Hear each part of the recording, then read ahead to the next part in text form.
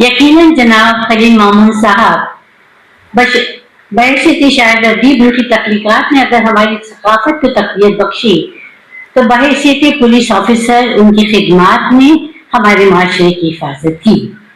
मैंने जनाब खलील मामून साहब की एक किताब निशात गम पर एक मजमून लिखा था, शायरी निशात गम, और उसकी इब्तिदा मैंने कुछ इस तरह से की थी कि अदीबों, शायरों, तख्लीकारों और फनकारों को ख्वाब देखने वाले कहा गया है। और ये वो ख्वाब नहीं जो आम इंसान सोते में देखते हैं, बल्कि वो ख्वाब हैं जो फनकारों और तख्लीकारों को सोने नहीं देते। मजमून पढ़ने के बाद मैं अक्सर खलील मामून साहब से जब भी मेरी मुलाकात होती तो वो उनसे शरारतें नहीं कहा करती थी कि हम गरीबों से दोस्ती कर दो, हम गरीबों से दोस्ती कर दो, वो सिखा देंगे बादशाही को।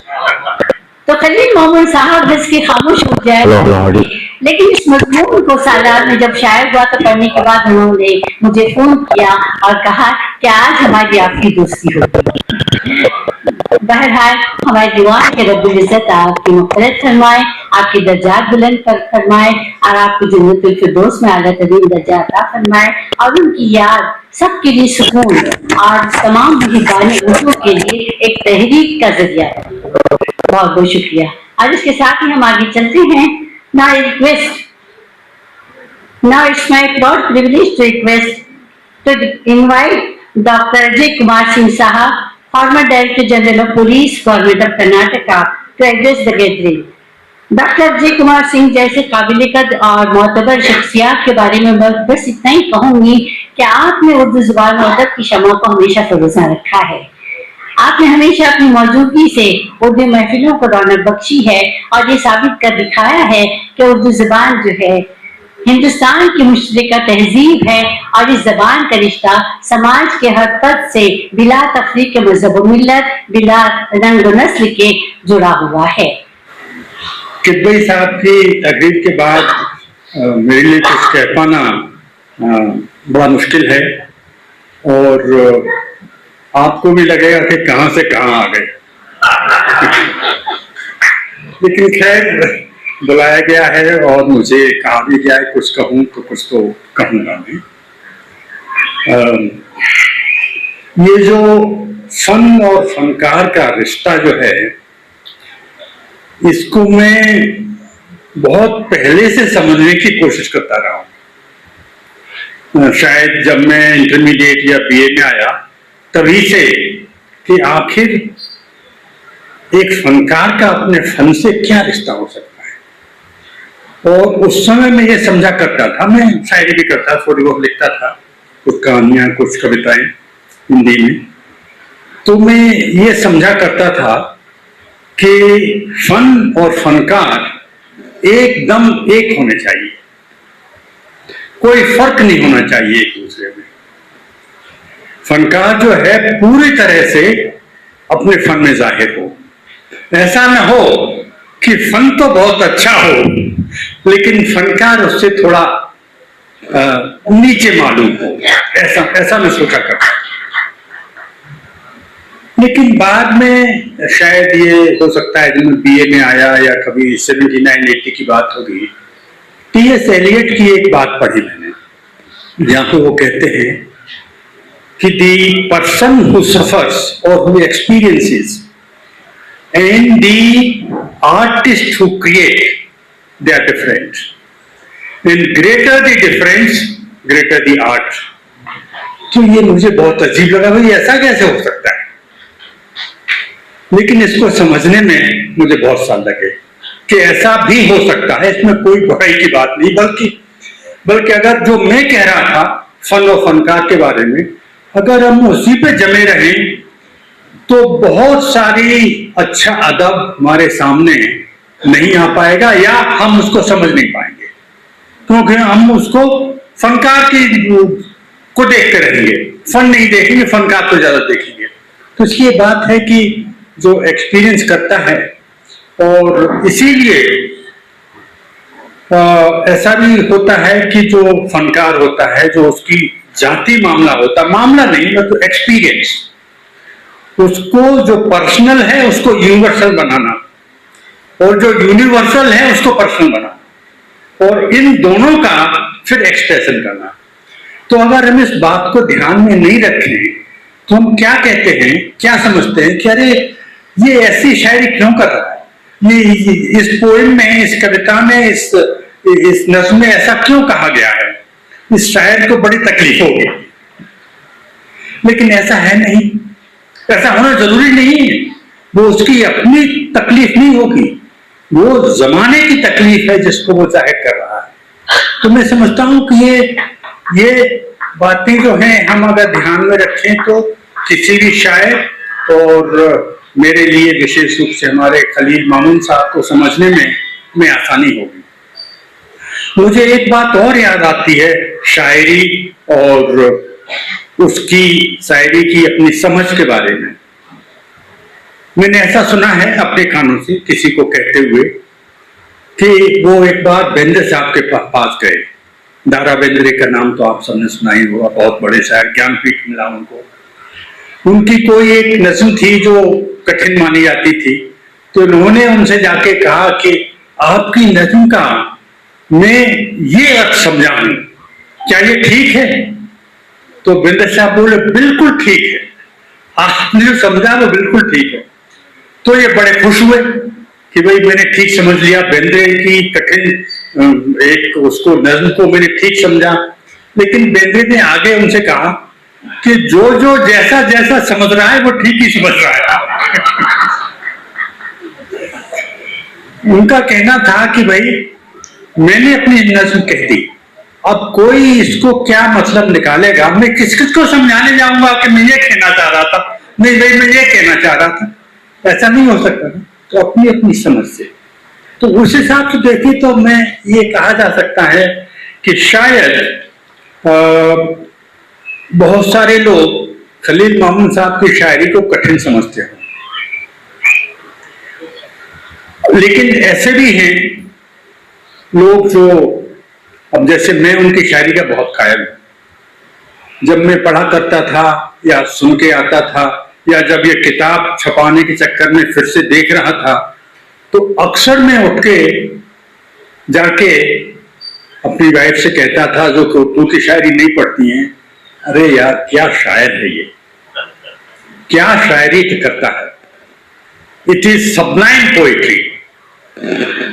लेकिन जब ये किताब मैंने कुछ लोगों को भेजी तो उनमें से एक हिंदी शायर जो खुद भी शायर हैं, उन्होंने मुझे एक लंबा खत लिखा, तो जिसका मतलब सारांश ये है कि मैंने कोशिश तो बहुत की लेकिन मैं समझ नहीं पाया। तो ये अपनी अपनी समझ की बात है, लेकिन जहां तक मैं समझता हूं कि खलील साहब की शायरी में वो बहुत सारी चीजें हैं जो एक अच्छी शायरी होनी चाहिए, जैसे पर्सनल को यूनिवर्सल बनाना या यूनिवर्सल को पर्सनल बनाना। ऐसे ही एक और बात भी है जो समझ लेना मेरे लिए आसान कर देता है किसी भी शायरी को समझने का, कि फनकार जो है, कोई भी फनकार, वो शायर हो या नॉवलिस्ट हो, वो एक समाज, एक सोसाइटी का हिस्सा होता है। तो इसलिए ट्रेडिशन, विरासत से बच पाना मुश्किल है। और जो फन है उसको भी हम दो तीन तरह से समझ सकते हैं। एक तो एक गॉड गिफ्टेड, भाई हमको एक क्या कहना चाहिए, एक गिफ्ट मिली हुई है हमको, हम कह सकते हैं, बाकी लोग नहीं कह सकते हैं ये बात। लेकिन उसको थोड़ा बहुत सीखा भी जा सकता है, और अगर सीखने की कोशिश करेंगे तो उसमें विरासत की बात आती है। तो इसलिए विरासत से बच पाना मुश्किल है। लेकिन अगर हम उसी के दायरे में रह जाएंगे तो फिर कुछ नया नहीं कह पाएंगे, कुछ बेहतर नहीं कर पाएंगे, क्योंकि फिर तो वही घिसी पिटी बात करते रहेंगे। तो इसलिए किसी भी शायर को ये जो है विरासत का अंग है, हिस्सा है शायर, लेकिन वो उससे अगली बात भी कह रहा है। इस चीज को मैं विशेष रूप से खलील मामून की शायरी में इस चीज को पाता हूं। इसी को एलियट ने भी कहा है, टी.एस. एलियट ने, और अज्ञे जो हिंदी के कवि, उन्होंने कविता, बहुत छोटी कविता लिखी है, जिसने कहा है कि भाई हर नया शायर या हर नई शायरी एक एक दीपों की मालाओं का हिस्सा है, और वो भी उस माला के में रख दिया जाता है, और इस दीप के आने से वो माला और भी सुंदर होती है, थोड़ी बदलती है लेकिन और भी सुंदर होती है। सामने ट्रेडिशन को एक तरह से पूरी तरह से बर्खास्त कर दिया हो, लेकिन यह जरूर है कि उन्होंने बहुत हिम्मत दिखाई है। जहां तक मेरी समझ जो है मामून साहब की शायरी को मैं समझता हूँ 100-150 नज़्मों के आधार पे है, क्योंकि इससे ज्यादा मैं सुन पाया हूँ न पढ़ पाया हूँ, लेकिन उसकी जितना मैं सुना उनसे या पढ़ा तो उसमें मुझे लगता है कि उनकी शायरी मुझ हिंदी वालों को ऐसा लगता है कि इट इज रूटेड इन इस्लाम, लेकिन तो उससे बहुत बाहर जाती है और बाहर जाने की हिम्मत दिखाती है। ये हिम्मत दिखाना कोई आसान काम नहीं है, बहुत मुश्किल काम है। उन्होंने ये कर दिखाया है कि अब जैसे एक नज़्म है अल्लाह अकबर, छोटी सी नज़्म है उनकी, लेकिन आप देखिए इसको एक कहता अंत में हमने पढ़ के नहीं सुनाऊंगा, आप चाहे तो 2 मिनट में सुनाई देता हूं। बर्फ से ढके सनावरों की तरह, सीने में पेवस्त खंजरों की तरह मेरी जुबान बंद है। आजकल ऐसा हो रहा है ज्यादा। मेरे जीने और मरने का हर निशान बंद है। जब मशरिक से सूरज निकलेगा, जब धूप फैलेगी, जब बर्फ पिघलेगी तो मेरे लब खुलेंगे हरे हरे नुकीले पत्तों की तरह। जब सीने से खंजर बाहर निकाला जाएगा तो 2-4 खून के कतरे जिस्म से बाहर आएंगे, जमीन में जल्द हो जाएंगे, लेकिन तब जान जा चुकी है। बहुत देर हो जाएगी जब तक हम लोग सुधार करेंगे। जिस्म ठंडा पड़ चुका होगा, कोई आवाज नहीं आएगी, सुकून हमेशा की तरह बाकी रहेगा। सिर्फ लाश को जनाजे में रखने वालों की चेन गोलियों और जनाजा ढोने वालों के नारे तकबीर का शोर सजा में गूंजेगा, और शायद यही मेरी आखिरी नज़्म होगी, सुकून को तोड़ने वाला महज एक नारा अल्लाह अकबर। अब इस बात को इस तरह से कह पाना, ये हिम्मत, मैं समझता हूँ ये हिम्मत की बात है। वो खलील मामून में हिम्मत तो है बहुत थी। एज ए पर्सन हिम्मत तो उनमें थी, बड़े बड़े ख्वाब थे, ऑर्गेनाइजिंग कैपेसिटी थी उनमें, और वो जब लिखते हैं मैं समझता हूं कि हम में से बहुत सारे लोग ऐसे होते हैं तो लिखते हैं कि ऑडियंस को ध्यान में रखते हैं कि ये लोग समझ पाएंगे या नहीं समझ पाएंगे, या इनको समझाना चाहिए वगैरह वगैरह। लेकिन खलील मामून की शायरी में ये बिल्कुल नहीं, वो किसी को, उनको जो कहना है, जो शायरी होनी है, जो उनसे लिखा जाना है, वही वो लिखेंगे। उसमें कोई मतलब नहीं कि लोग इसको अच्छा समझेंगे, बुरा समझेंगे, या कितना तारीफ होगी या कितना इसको कठिन कहा जाएगा। ये भी एक बड़ी बात है कि एक अच्छा शायर किसी ऑडियंस को ध्यान में रख के नहीं लिखता। बल्कि इधर कुछ महीनों पहले हमारी इस किताब के सिलसिले में लंबी मुलाकातें हुई, पूरा दिन साथ रहते थे हम लोग कई बार। तो उन्होंने बल्कि कहा भी, मैं नहीं जानता, जब मैं तारीफ करता था किसी नज्म की, भाई ये तो बहुत ही उम्दा नज्म है, तो वो कहते थे कि मैं नहीं जानता ये मैंने कैसे लिखी, बस ये लिखी गई है। ये अक्सर इधर जो है, पहले ऐसी बात वो नहीं कहा करते, लेकिन इधर तो उन्होंने कई बार कहा। तो I think he was making himself in later days medium for some very sublime poetry, और हम लोगों का ये सौभाग्य है कि वो sublime poetry हम तक पहुंची है। जैसा मैंने कहा कि हालांकि he was rooted in Islam, लेकिन वो वेस्टर्न फिलोसफी में भी उनको बहुत दखल थी, जानते थे बहुत उसको, और उन्होंने बहुत ही करीने से उसको समेटने की कोशिश की है। मेरे लिए तो खलील का जानना एक पर्सनल लॉस है। अभी जब मैं यहाँ पे आया था तो किसी ने मुझसे पूछा और मुझे I am surprised that somebody asked me this, I am pleasantly surprised that somebody asked me this, कि आप खलील को मिस करते हैं। I really miss him, I really miss him. कुछ दिनों पहले मैंने अपनी वाइफ से भी कहा, एक दिन सुबह उठ के एकदम मैंने उनसे कहा कि भाई I miss my friend Khalil, and it was mainly because of शायरी। मैं आप लोग का शुक्रगुजार हूं कि मुझे यहाँ आने का आपने मौका दिया और 2-4 बातों, लेकिन मेरी एक इच्छा है कि कभी जिंदगी में 1-8 घंटे खलील की शायरी पर बोलने का मौका मिले। शुक्रिया। जनाब अजय कुमार सिंह साहब ने अभी बहुत कम कहा, 1 घंटा और कहना चाहते हैं, आऊंगा। बहरहाल जनाब खलील मामून की शायरी, मैंने भी बहुत कुछ पढ़ा है उनके बारे में, तो मुझे ऐसा महसूस होता है कि खलील मामून सिर्फ एक शायर ही नहीं बल्कि एक सूफी शायर थे। उनका एक बहुत ही खूबसूरत सा शेर है जो मुझे बहुत पसंद है कि तेरी तलाश का हासिल नहीं है कुछ मामून, तेरी तलाश का हासिल नहीं है कुछ मामून, उठे कदम तो बड़े और फासले दूर से। और इसके साथ ही मैं अब जनाब इजाजत जौहरी साहब, नायब सदर अंजुमन तरक्की उर्दू कर्नाटक से गुजारिश करती हूँ कि अपने ख्यालात का इज़हार फरमाएं। डॉक्टर शायद से यूसुफ ने मुझसे कह दिया कि बहुत कम कहा जाए, तो इसलिए मैं बहुत कम कहने पर यकीन रख रही हूँ और आपसे भी गुजारिश करूंगी कि वक्त की पाबंदी का ख्याल करें। एक खुलासा है जो हम पूर्ण नहीं कर सक रहे।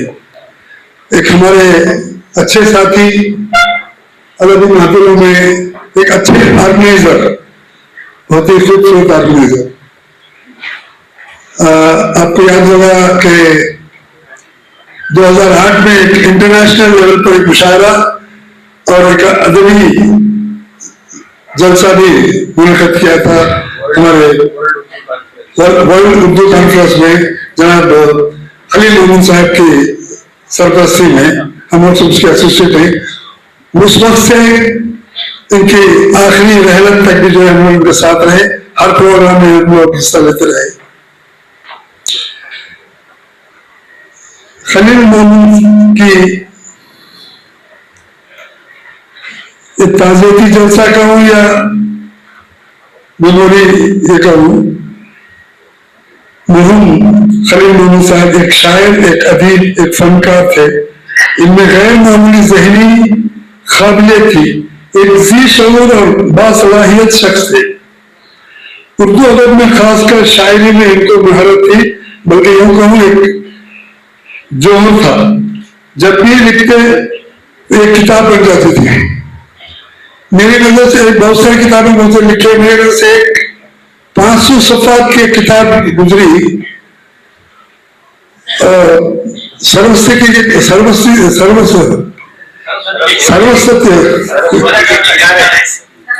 सरस्वती के किनारे। मैंने उस पर नुक्ता चिन्ह भी किया कि कावेरी के किनारे क्यों नहीं, ऐसा मजाहिया तौर पर। उसमें उन्होंने लिखा है,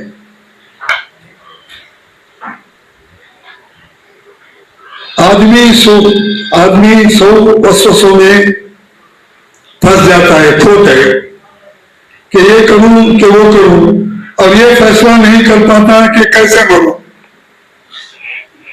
मैं 3-4 नज़्मों में देखे नसरी अंदाज में जो शायरी हो रही है आजकल, मैं एक शायर तो नहीं हूं, मैं एक अदीब भी नहीं हूं, मगर ऑर्गेनाइजेशन में हमेशा साथ रहता हूं अदबी महफिलों में। और ये फैसला नहीं कर पाते कैसे मरूं, एक नोट कर लीजिए। अपने गमों का शुमार करने लगूं तो मेरी याददाश्त गायब हो जाए।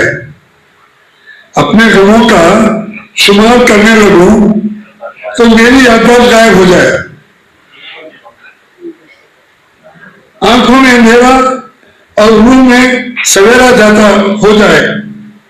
उजाले में कुछ दिखाई न दे, अंधेरे में कुछ सुझाई न दे, और इस तरह जिंदगी तमाम हो जाए। पहले मैंने कहा कैसे मरूं, अब जिंदगी तमाम हो जाए। अब तीसरे एक नज़म में और है, मैं अंधेरों की चादर में रूपोश हो जाऊंगा। मैं अंधेरों की चादर में रूपोश हो जाऊंगा, हमेशा हमेशा के लिए खो जाऊंगा। तो हर जगह जो है एक कुल्लु नफ्सिन ज़ाइक़तुल मौत, तो ये अच्छी तरह एक ऑप्टिमिज्म, एक समझदार शायर था जिसमें हर शेर में जान डाल लेता था। मतलब शेर लिखना तो आसानी से हो गई थी, आसानी से लिख लेते थे, जो भी लिखते थे शेर बन जाता था, चाहे जदीद शायरी हो चाहे गजल हो कुछ हो, मगर हर शेर में जान डालने की जो है कोशिश किया इन्होंने, क्योंकि एक ऑप्टिमिज्म था, एक समझदार शायर थे। जीना तो ठीक है मरने में फर्क नहीं, फिर यही ना, जीना तो ठीक है मरने में फर्क नहीं, मरने से पहले कुछ करने में फर्क नहीं। तो इनकी शायरी में कुछ आखिरी जिंदगी में आखिर रिटायरमेंट के बाद जो है एक शफाफ, एक पानी जैसा शफाफ ऑफिसर और पुलिस का बड़ा ऑफिसर, हराम हलाल की तमीज रखते हुए जिंदगी गुजारा हुआ इंसान अपने जमाने में, रिटायरमेंट के जमाने में इक्तिसादी हालात से शायद कमजोर हो चुके हैं, ये मुझे नहीं मालूम। तो वो सब जो है अपने शायरी में, अपने अदब में जो है डाल दिया। ये इनका एक सरमाया लगता है, इनका एक कैपिटल था जो इन्होंने जो है दुनिया के सामने रख दिया। अब जैसा हजरत कुमार साहब ने कहा, कुछ लोगों ने समझा, कुछ लोगों ने नहीं समझा, कुछ समझते भी है, कुछ नहीं भी समझते, मगर हम लोग खास उनके जो है एक क्लोज इसमें सर्कल में थे, हमने कुछ समझा। तो शुक्रिया।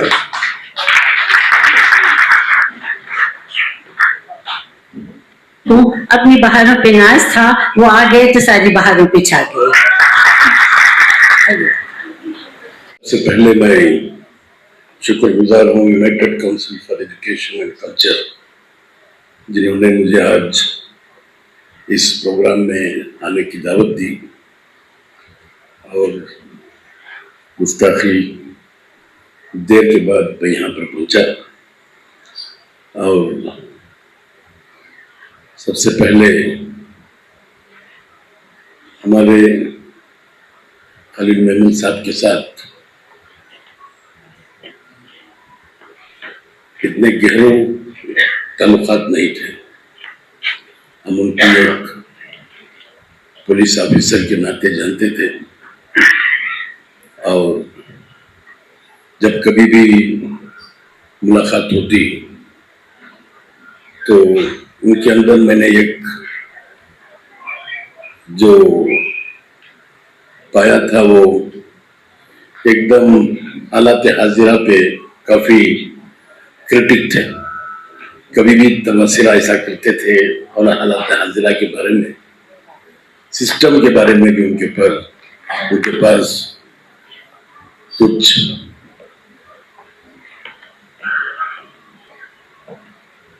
मतलब सेटिस्फैक्शन नहीं था।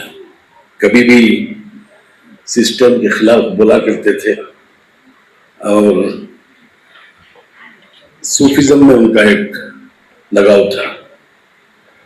कभी भी जब मौका मिलता था तो सूफिज्म के बारे में बोला करते थे।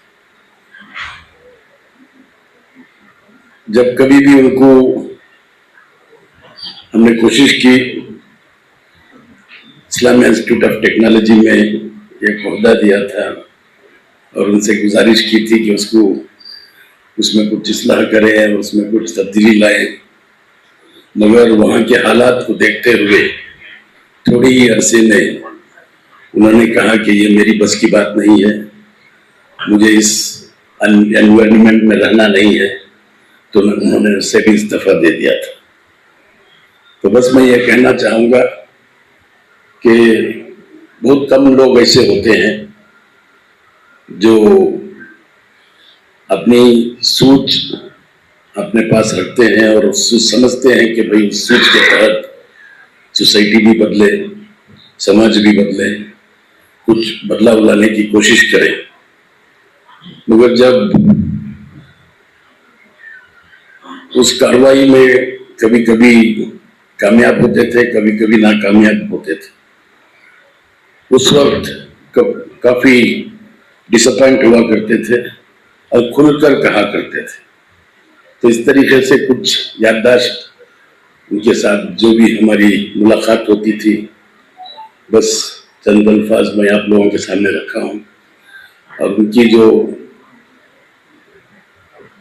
फनकार और फन के बारे में, खासकर उनका जो, इसके बारे में मुझे ज्यादा उतना नहीं मालूम है और मैं उसके ऊपर दोबारा तबसरा नहीं करना चाहता। बस मुझे यहाँ पर बुलाकर इस प्रोग्राम में शामिल होने के लिए आप लोगों ने दावत दी, मैं आप लोगों का शुक्रिया अदा करते हुए मैं अपनी जगह लेता हूँ। अल्लाह हाफिज। बहुत बहुत शुक्रिया जनाब नसीर अहमद साहब। आज अब हम आ गए हैं इस पहली नशिस्त के इख्तिताम की तरफ। मिलाए हुक्म के लहजे को मोहतरम कर लूं, मिलाए हुक्म के लहजे को मोहतरम कर लूं कि मेरी महफिल में अजीजों का अजीज आया है। जी हाँ, और इसी के साथ ही मैं सदारती कलमात के लिए दावत तकरीर देती हूँ आली जनाब अजीजुल्लाह बेग साहब को। जनाब अजीजुल्लाह बेग साहब की शख्सियत मेरे लिए बहुत ही मोहतरम और मोतबर है, क्योंकि नाचीज आपकी संजीदगी और मताबियत से हमेशा मुतासिर रही है। जनाब अजीजुल्लाह बेग साहब सदारती कलमात के लिए। मोहतरम ख़वातीन व हज़रात, आज की इस महफिल के मेहमान ख़ुसूसी और जिन्होंने कलीदी खुतबा पेश किया, शाफिर खिदवाई साहब, निहायत तालीमाना और बसीरत अफरोज आपका खिताब था और दूसरों ने भी अपना अपना हक अदा किया। खासतौर पर डॉक्टर अजय कुमार सिंह साहब ने अपने ज़ाती ख्यालात का इजहार किया और फन और फनकार के ताल्लुक़ के बारे में उनके अपने जो ख्यालात थे और उन ख्यालात में जो तब्दीली आई और किस तरह आई उसका उन्होंने जिक्र किया। एजाज अली ने भी खिराज अकीदत खलील की यादों को पेश किया। दरअसल बेहतरीन जलसा वो होता है जिसमें कोई सदारती तकरीर नहीं होती। मैं नहीं चाहता था कि जलसा सदारती कलिमात पर खत्म हो, पता नहीं क्यों मेरा नाम लिया गया। खलील के बारे में बहुत सी बातें मैं पिछले जलसों में भी कह चुका हूँ और शायद जब तक जिंदा रहूं कहता ही रहूंगा। उनके नज़्मों के हवाले से एक वाक़या या एक लतीफ़ा जो भी कह लीजिए मुझे याद आ रहा है तो मैं सुना दूंगा आपको। गालिबन गुलबर्गा में हम किसी मुशायरे में शिरकत के लिए गए थे। मुशायरे के बाद बैठकर बातें हो रही थी गेस्ट हाउस में। एक साहब तशरीफ लाए, उन्होंने कहा कि खलील साहब, मुझे आपकी नज़्म बहुत अच्छी लगी लेकिन मेरी समझ में नहीं आई, आप मुझे जरा समझा दीजिए कि इसमें आपने क्या कहा है। और खलील बस मुस्कुराते रहे और उन्होंने कहा कि भाई मुझसे बेहतर ये समझाएंगे और मेरी तरफ इशारा कर दिया। मैंने उन साहब से कहा कि देखो भाई, खलील को खुद समझ में नहीं आई तो आपको क्या समझाएंगे और मैं क्या समझाऊंगा। असल बात यह है कि कभी किसी शायर से उसकी नज़्म का मतलब, माना या उसका बैकग्राउंड क्या था, क्यों लिखी गई, कब लिखी गई, ये नहीं पूछना चाहिए। अजय कुमार सिंह साहब ने बहुत अच्छा उसका हवाला भी दिया और कहा कि बेंद्रे ने अपनी नज़्म के बारे में क्या कहा था। यह हर नज़्म और हर तख्लीक पर बात सादिक आती है, शायद कहानियों पर नहीं आती, लेकिन जहाँ तक अदब आलिया का सवाल है, नज़्मों का सवाल है खास तौर पर, और गज़ल के शेरों का भी जहाँ तक सवाल है,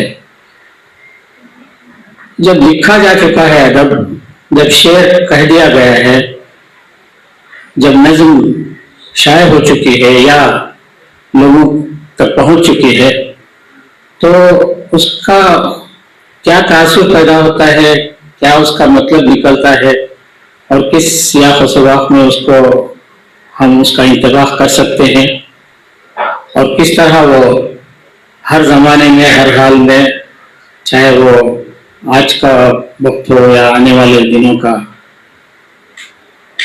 उसका रेलेवेंस कैसे कायम होता है, ये अपनी जगह एक हकीकत है और उसके बारे में बहुत ज्यादा हमें ये